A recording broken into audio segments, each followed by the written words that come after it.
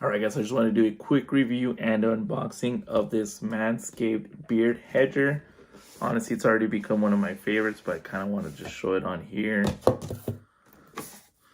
So, one, love the carrying case. If you travel a lot, this will keep it nice and safe in here. Go ahead and open it up. So it does come with your Type-C charger. This is actually a great feature that maybe goes unnoticed. I've had other ones where it's kind of like its own unique like charging thing. But the fact that it's Type-C, like my phone's Type-C, the iPad's Type-C, like most of the things are Type-C. So even if I happen to misplace this for whatever reason, like I'll usually have another one to still charge it. And then this is it right here. Really clean, really nice.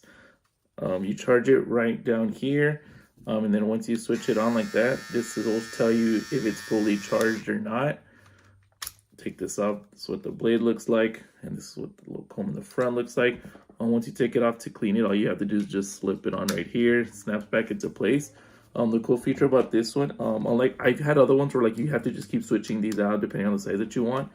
And then on this one, you literally just switch as to how much you want, how short or how long you want it. So I thought that was kind of cool. It goes from 0.5 millimeters up to 10 millimeters.